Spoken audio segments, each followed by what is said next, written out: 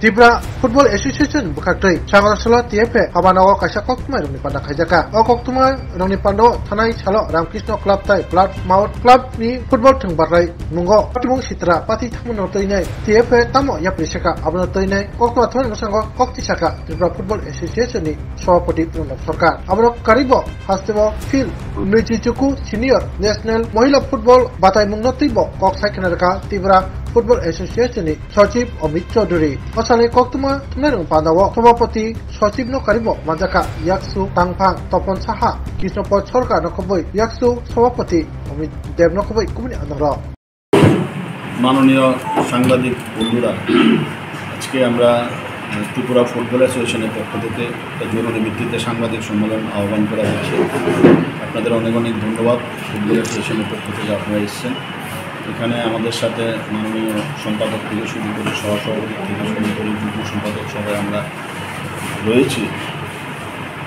কয়েকটা বিষয় আপনাদের দৃষ্টি আকর্ষণ করার জন্য আজকে আমরা এই জরুরি ভিত্তিতে সাংবাদিক সম্মেলন ডেকেছি।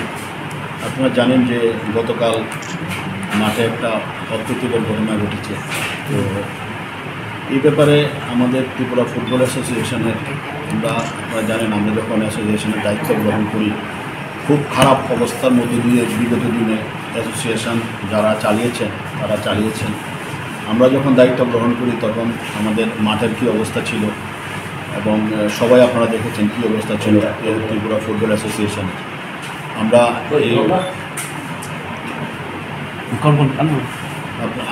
এই যে পরিস্থিতিতে যাতে মাঠমুখী হয়, একসময় স্টেডিয়াম খালি থাকতো, লোক আসতো না, আমরা এই জায়গাতে যাতে মানুষ আবার খেলা করতে আকৃষ্ট হয় সেই জন্য আমরা ত্রিপুরা ফুটবল অ্যাসোসিয়েশনের প্রত্যেকটা কর্মকর্তা আপ্রাণ চেষ্টা করে এবং প্রত্যেকটা স্টাফ আমরা আপ্রাণ চেষ্টা করে আমরা চেষ্টা চালাচ্ছি। সবাই ফ্লাড লাইট থেকে শুরু করে আমাদের ড্রেসিং রুম থেকে শুরু করে সিনথেটিক টাপ থেকে শুরু করে এখন আপনারা জানেন যে মাঠ ভর্তি লোক হচ্ছে প্রত্যেকটা খেলাতে।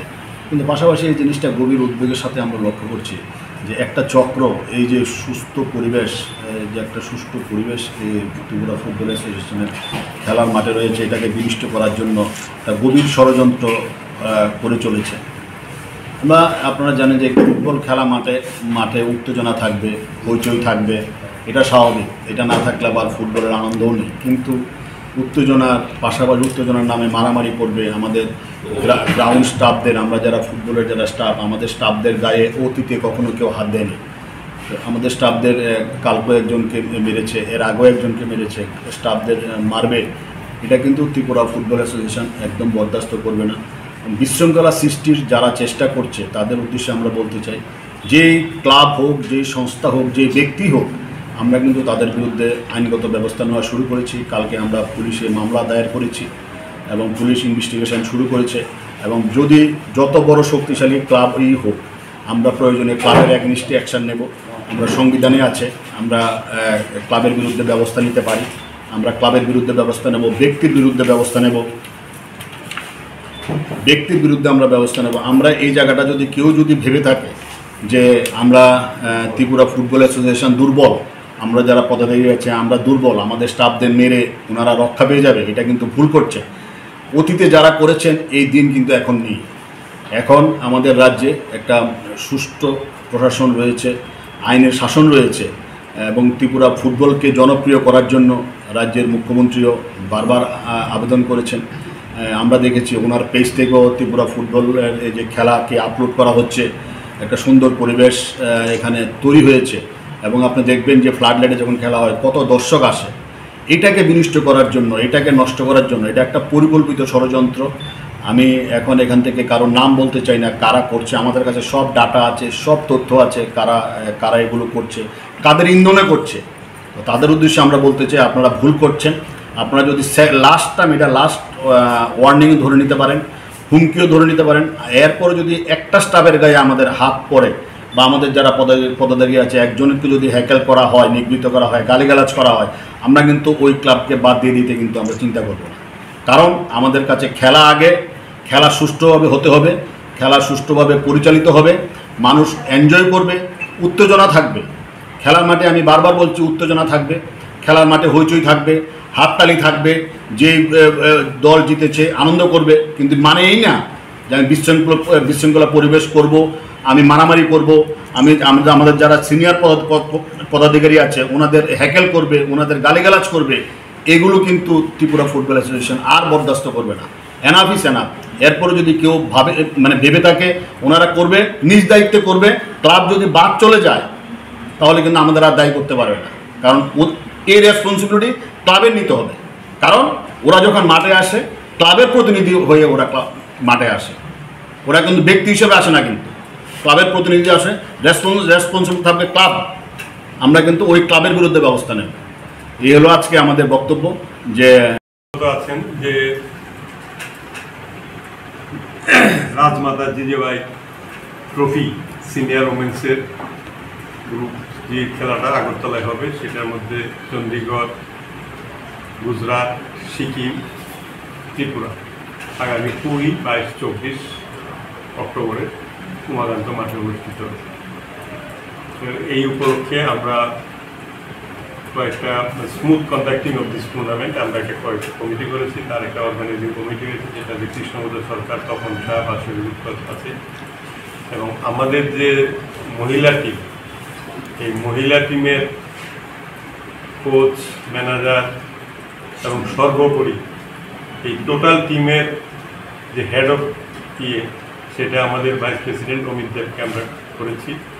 সুজিত ঘোষ কোচ হয়েছে, আর রাজেশ রায় চৌধুরী অ্যাসিস্ট্যান্ট কোচ হয়েছে। আর যেহেতু মহিলা, সেহেতু মহিলা একজন কোচ দিতে হয়। This is the first time Tripura ফুটবলের ইতিহাসে যে প্লেয়ার যারা সিলেক্টেড হয়েছে এইভাবে অনেক সাহায্য করে। কিন্তু এইবার থেকে আমরা যারা মহিলা প্লেয়ার আছে তাদের প্রত্যেককে এই টুর্নামেন্টে যারা থাকবে তাদেরকে 3000 টাকা করে আমরা একটা অনারিয়াম দেব প্রত্যেককে। এটা শুরু করতে যাচ্ছি। আমরা দেখি আগাম, কারণ যারা খেলাধুলা করে তারা সাধারণত খুব আমাদের এখানে গরিব ঘরের মানুষ, তারা আসে যে সময়টা, তো তাদের কিছু করা যায় কিনা আস্তে আস্তে আমরা সেই দিকে চিন্তা ভাবনা করছি। তা আমরা এইবার প্রত্যেকজনকে 3000 টাকা করে আমরা তাদের দেব। এবং পাশাপাশি যারা আসছে, এতদিন ছিল যে আসলে পরে যারা বাইরে থেকে প্লেয়ার আসে তাদেরকে কোনো স্কুল ঘর বা কোথায় রাখার জন্য, এবার আমরা সেটা করছি না। আমরা সবাইকে আগরতলাতে রেপুটেড হোটেলে তাদেরকে আমরা সবাইকে রাখছি। এবং অফিসিয়াল যারা আছে, লাস্ট ইয়ারও আমরা অফিসিয়াল যারা ছিল তাদেরকে হোটেলে রেখেছিলাম। তো অফিসিয়াল যারা থাকছে তারা তো তারা থাকবেই হোটেলে। এছাড়া যারা আসছে যেমন গুজরাট, সিকিম এবং চণ্ডীগড়, তাদেরকে আমরা সবাইকে হোটেলের ব্যবস্থা করছি। তো আমরা চাইছি ত্রিপুরার ফুটবলে আস্তে আস্তে একটু ডেভেলপ হোক, এগুলি দেখতে বললে সেগুলি হবে। তো সেই দৃষ্টিভঙ্গি থেকে আমরা চেষ্টা করছি, আমরা আপনাদের সাহায্য চাই। এবং আগামী দিন যেটা প্রেসিডেন্ট বলল যে ফুটবল মাঠের শান্তি শৃঙ্খলা বজায় রাখে আমরা আবার সেই আগের মতো শুরু করতে পারবো। আমার আশা যারা যেটা করছে তারা ভুল বুঝতে পারবে এবং তারা আস্তে আস্তে বিরত হবে সেইখান থেকে। এবং আমরা আবার নতুনভাবে যে জিনিসটা হয়েছে, মানুষের মনে যে ভয়ভীতিটা হয়েছে, যেটা কথা বলেছিলেন আপনি যে দর্শকরা প্র্যাকটিক্যালি 2টা বা 3টে ম্যাচে এরকম ঘটনা ঘটেছে, তার বাইরে হয়নি। সুতরাং এবং 2 দিনের মধ্যে কালকের ঘটনাটাই হচ্ছে মাঠের ভিতর, বাকি 2টা কিন্তু মাঠের বাইরে। এই হচ্ছে ব্যাপারটা। কিন্তু তার জন্য মাঠের বাইরের তরফেও আমরা অ্যাকশন নিয়েছি। আমাদের যারা এক্সিকিউটিভ কমিটির মেম্বার তারা ওই সময় এখানে উপস্থিত ছিল। সুতরাং আমরা সবটাই দেখছি। তো আমাদের আশা আগামী দিন সবাই যার যার ভুল বুঝতে পারবে এবং ফুটবলকে আরও এগিয়ে নিয়ে যেতে তারাও আমাদের সাথে সহযোগিতা করে মাঠের শান্তি শৃঙ্খলা বজায় রাখবে। জাতীয় আসরের টিমটা আমরা কবে পাবো? ফাইনাল টিম ত্রিপুরা টিমের ট্রায়াল চলছে। আর মানে প্র্যাকটিক্যালি 10 দিন আগে তারা ফাইনাল টিম করতে হয়। আমরা 30 জন নিয়ে এখনো চেষ্টা চালাচ্ছি। আমরা এর মধ্যে যারা আমাদের ওমেন্স লিগে বাইরের কিছু প্লেয়ার আমাদের এখানে এসেছিল মণিপুর এবং 2 জন না 3 জন প্লেয়ার অলরেডি চলে গেছে। তারা এই নিয়ে বাকি যারা আছে আমরা তাদেরকে আনার চেষ্টা করছি যাতে আমাদের টিমটা ভালো হয়। তারা আসলে পরে একসাথে করে তারপরে আমরা 10 দিন আগে টিমটা দেবো ফাইনাল। এর আগে যে 30 জনকে নিয়ে করছেন, 30 জনের টিমটা আমরা 30 জনের টিমটা আমরা দিয়ে দেবো তাদেরকে। আমাদেরকে প্রেস রিলিজ করে প্রস্তাব দিয়েছি, রেফারি অ্যাসোসিয়েশনের সেক্রেটারি আমাদের প্রস্তাব দিয়েছে। আর হলো এই আমাদের এখানে একটা জিনিস আমরা দেখেছি, ধরেন কোনো ক্লাব যদি জেনুইনলি হেরে যায় তখন ওই ক্লাব রেফারিকে দায়ী করে। তারপরে খেলার মাঠে কি কী করে রেফারিকে অ্যাটাক করে। দেখা গেল রেফারির জায়গা ঠিক আছে, কিন্তু রেফারিকে অ্যাটাক করে। সেই জন্য আরও বেশি আমরা নিরপেক্ষ থাকার জন্য, যাতে আমরা টিএফএন সম্পর্কে যাতে কোনো আঙ্গুল না ওঠে, এটা আমরা রেফারেশনের সেক্রেটারি ছিল, আমরা আলোচনা করেছি। আলোচনা করে আমরা সিদ্ধান্ত নিয়েছি, যদি আমরা পাই, এবং এটা নতুন না, এর আগেও আমরা বহিরাজ্য থেকে রেফারি এনেছি, যদি আমরা অ্যাভেলেবেল পাই আমরা বহিরাজ্য থেকে রেফারি আনবো। এটা সিস্টেম, এটা নতুন কিছু না। গত বছর যে রেফারি প্রথম দিন ভালো বাজিয়েছিল, কিন্তু শেষ দিন ওকে মাঠে কিন্তু হ্যারাসমেন্ট হতে হয়েছে, হ্যাঁ, মানে সুপার লিগের অন্তিম ম্যাচে। এবং এই জায়গাটা যদি এখন বর্তমানে, গত বছর রক্তিম ছিল না, এবছর রক্তিম প্রবেশ করেছে, আর সত্যজিৎ রয়েছে, তাপস দেবনাথ রয়েছে, তারা যেতটুকু টেকেল করেছে সি ডিভিশন থেকে উইমেন্স লিগ, সুপার লিগ পর্যন্ত, তো সেই ক্ষেত্রে আমাদের মনে হয় যে সেই জায়গাটা তাদের খাটো করা হবে না। যদি না, তারাও থাকবে, এমন না যে তাদের বাধ্য হচ্ছে, তারাও থাকবে। আমরা মিক্সিং করে আমরা এটা করার চেষ্টা করছি। না, আমরা ওদেরকে খাটো কেন, ওরাই তো আমাদের খেলা চালায়, ওদেরই প্রপোজাল, ওরাই বলেছে আমাদের, তো আমরা মিক্সিং করে করছি। সাথে ফোনে কথা বলেছি, এবং আমরা তো আর টিএফএ তো আর পুলিশ না, ওকে গিয়ে তো আমরা ধরে আনতে পারবো না, ধরে আনবে পুলিশ। আমাদের তরফ থেকে যা করার, এ হলো এফআইআর এর কপি, সাথে এফআইআর করেছি, আমাদের সেক্রেটারি এফআইআর করেছেন, কালকে রাত্রে জয়েন্ট সেক্রেটারি নিজে থানাতে গেছেন, আমি নিজে ওসির সাথে কথা বলেছি, এবং আজকে আবার কথা বলবো, প্রয়োজনে আমরা উপরে লেভেলে যাব, কিন্তু ওকে অ্যারেস্ট করতে হবে। এই ধরনের ঘটনা যদি অঙ্কুরেই বিনষ্ট না হয়, তাহলে তো আবার রেকারেন্স হবে। সেই কথাটাই বলছি। হ্যাঁ, আমি একটু বলতে চাই স্যার, আমাদের কাছে তথ্য আছে, ভিডিও ফুটেজ আছে, যে পূর্ব দিকের গ্যালারিতে, উত্তর দিকের গ্যালারিতে একটা ক্লাবের একজন সমর্থক টিএফএর কর্মীকে 4-5 দিন আগে একটা ম্যাচের মধ্যে ফিজিক্যালি ম্যানহ্যান্ডেল করেছে। গেটের মধ্যে একটা ক্লাবে, পার্টিকুলারলি ওই একটা ক্লাবের লোকজন যে টিকিট বিক্রি করে ওনাকে ম্যানহ্যান্ডেল করেছে, যে সিকিউরিটি থাকে ওনাকে ম্যানহ্যান্ডেল করেছে। টিএফএ কোনো অ্যাকশন আগে নেয়নি। এখন কি টিএফএর এমন অবস্থান হয়েছে যে আপনারা প্রথমবারের জন্য ক্ষমা করে দেবেন, দ্বিতীয়বার অ্যাকশন নেবেন? না, বিষয়টা এরকম না। টিএফএ তো মানে পেন কিলার না যে আমরা এক্ষুনি পেন কিলার দিয়ে দেবো। আমরা যখন ওয়াচ করছি ঘটনাগুলো, আমরা শুরুতে আমি বলেছি এটা একটা ডিপ রুটেড কনস্পিরেসি আছে, এবং কারা কনস্পিরেসি করছে আমরা জানি। আমি আকার ইঙ্গিতে আপনাদের বুঝিয়েছি, নামও বুঝিয়েছি, আমরা ক্লাবের নামে স্পেসিফিক এফআইআরও করেছি। আমাদের কোনো দুর্বলতা কারোর প্রতি নেই, এবং এটা এমন না যে হলুদ কার্ডের মতন বা এটা লাল কার্ডের মতন। আমরা টিএফএ স্ট্রিক্ট যে এরকম আর অ্যালাউ করা হবে না, কারণ এরকম না যে আমরা প্রথম ঘটনায় চুপ করে আছি। আমরা যখন লিগ কমিটি যখন আজকে বসবে, আমরা সবগুলো ইনসিডেন্ট নিয়ে আলোচনা করবো, সবগুলো ইনসিডেন্ট নিয়ে লিগ কমিটি বিচার করবে, করে আজকে লিগ কমিটির সিদ্ধান্ত নেবে। টিএফএল লিগ রুলসে একটা জিনিস স্পেসিফিক্যালি বলা আছে, যতটুকু আমি স্টাডি করেছি, যে the response for misbehaviour and act of the members the club will be held responsible. এই জায়গাটা লেখা আছে। সেই জন্যই তো আমরা ক্লাবের বিরুদ্ধে মামলা করলাম। ঠিক আছে, ক্লাবের বিরুদ্ধে মামলা করলাম, এবং ক্লাবের কথা সেই জন্য বলেছি যে ইফ নেসেসারি আমরা ক্লাবের বিরুদ্ধে অ্যাকশন নেব, এবং আমাদের সংবিধান অনুযায়ী বলেছি আমি কথা। স্যার, আপনার প্রতিক্রিয়াটা কি? না, এগুলো না, আমরা তো মানে প্রচার আমরা মানে যেভাবে করা অন্যান্যবার যেভাবে হয়েছে, এবং এই যে দেখা গেছে যে আমাদের ফ্লাড লাইট যে জল, আগে তো যখন সবাই এদিক দিয়ে যেত বা আসতো, সবাই তো দেখতো না এখানে ফ্লাড লাইট। এটাই সবচেয়ে বড় প্রচার, যে রাতের বেলা উমাকান্ত মাঠে ফ্লাড লাইট জ্বলছে, খেলা হচ্ছে। তারপরেও আমাদের বিভিন্ন পত্রপত্রিকাতে আসছে প্রচার।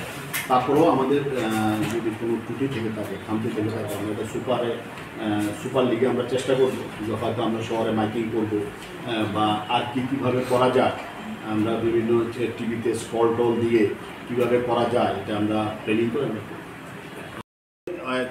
কোনো আমি বলছি না, অনেক ক্লাব আছে আমাদের এখানে শান্তিপূর্ণ খেলা হয়েছে, গতবারও শান্তিপূর্ণভাবে ম্যাচ হয়েছে।